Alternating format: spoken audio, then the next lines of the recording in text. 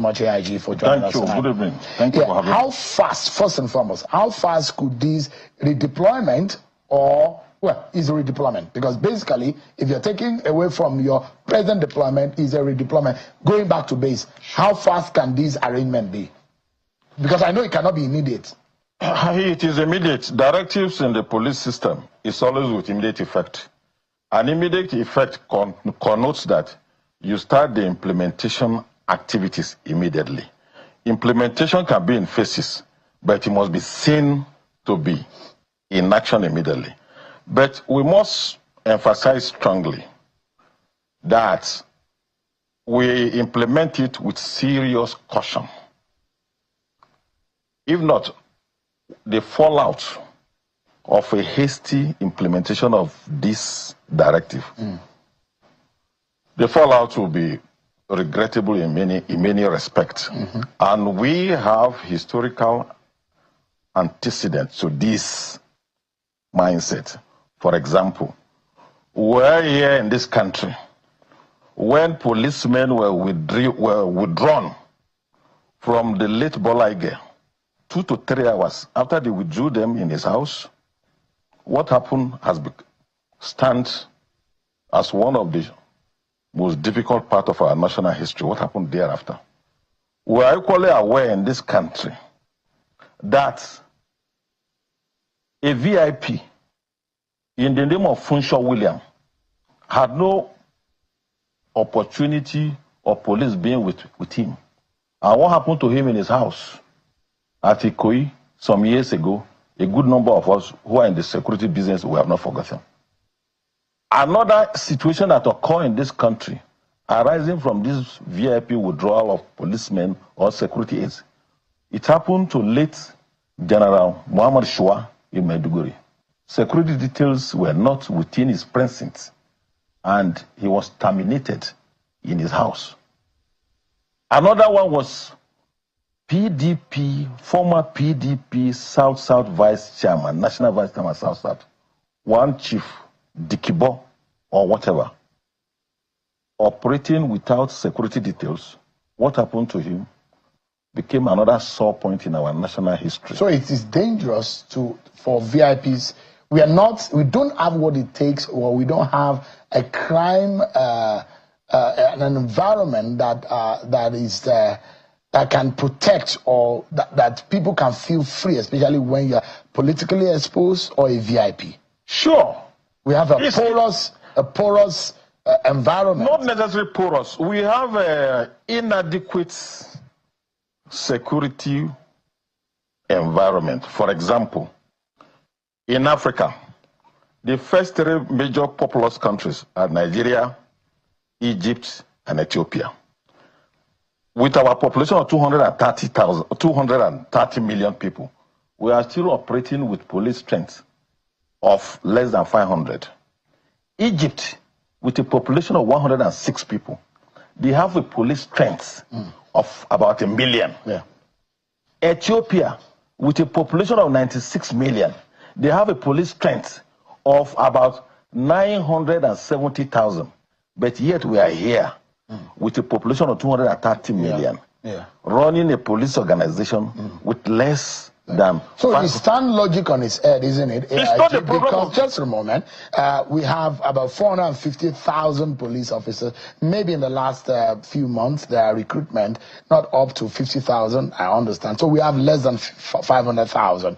Now, out of that, those red beret bearing officers are what they call the SPU, the Special Protection Unit of the Nigerian Police Force. They are the ones who are deployed to guard VIPs and all whatnot. And about 100,000 from records and report are guarding VIPs in the country. How can you take 1/3 of your security personnel to guarding less than 1% of your population? Isn't logic being stood on its head? Well, in a way, that concept stands logical. But in many ways, that concept is illogical. In security calculus, it's not the number of people in an environment that matters, but the strategic importance and influence that matters. Therefore, in a policing a district, people who have strategic value in terms of eminence, they are more prone to adverse criminality, much more than people who are otherwise. But what, and therefore, in security planning, so you will secure the vulnerability. So you secure the few. Not the few per se. Against the advantage of the... security design comes in various ways. But there are some security design that will entail that somebody has to be around you 24 hours. A security design can be that somebody will patrol in your area, your district, within 24 hours, without necessarily being within your precinct. So the design of deployment differs in as design or as instigated. So the order of the president is not practicable. That's what you're saying. That is not what you are saying. The implementation has to be selective. Not selective. The implementation must be with caution and. You think the president is not guarded operation wise, because you are talking operation historical fact that you have reeled out how the order of the president might endanger and cause a lot of danger. But you're not the first person that is saying it. Just for a moment. Yeah. Honorable Wase, the deputy speaker of the former deputy speaker of the House of Representatives, today on the floor has said, look, there are already threats on our lives if you take away our protection. These are members of the National Assembly. But the question is that the president did not make that order in isolation. He said in that order that men of the NSCDC should now take over that responsibility. Isn't that a fair enough arrangement to cover for the withdrawal? Must police officer guard? Is it not to safeguard? So anybody could guard them so far people are secured. Is that not what works? Oh, Mr. Shegu, it is not so. Nobody is contesting the validity, the necessity, otherwise of presidential. All of us are duty bound to implement whatever the president says. But what we are saying is that implementing agencies, that is particularly the Office of the Inspector General of Police, has to do more of homework in this implementation. If not, the fallback will be more disastrous to national security. We are not saying that. It is not in a very simplistic way, as you are putting it. The fact that they say civil defense should come in does not really work in that way. Civil defense all over the world, they are designed to take care of civilians in terms of national emergencies. Civil defense, not only in Nigeria, all over the world, are not designed to protect VIP and act as an alternative security platform to the police. Oh, we are not. I'm not saying in a normal situation right now. Whether we are normal or not, we are running emergency. We are running a country, and we operate in a committee of nations, and we must not do things that will make us to become more laughing stock in the committee of nations.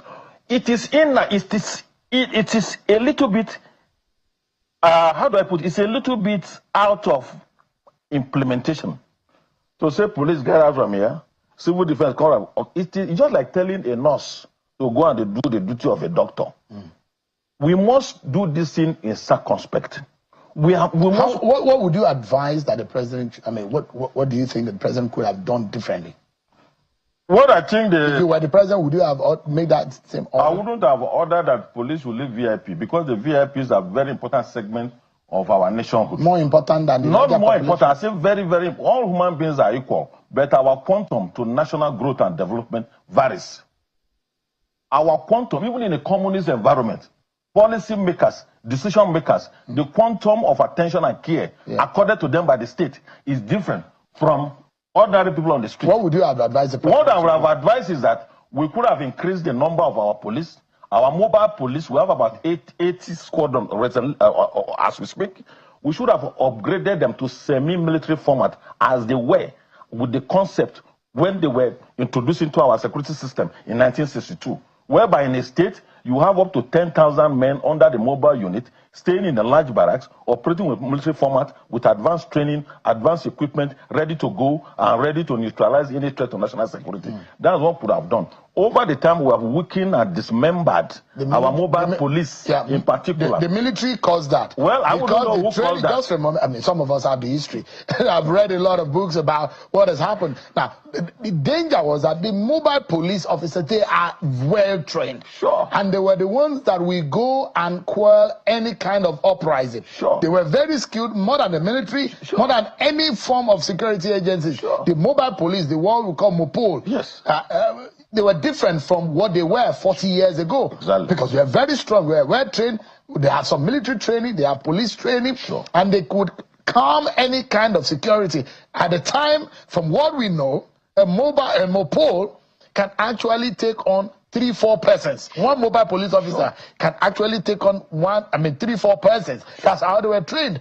But the military felt that at the time that these guys are becoming more powerful. They reduce their military training, and in that sense, mobile police was reduced. But then we are what we have in our hands. And I know that operation-wise, if the president was made an order for more personnel to be recruited, it will take a minimum of 3 months to recruit, 6 months to train, another 3 months to embed and assimilate them into the system. That means we're looking at a 1 year before the order of President Bola Tinubu that he has given today to take effect, operation-wise, logistic-wise. I do not think so.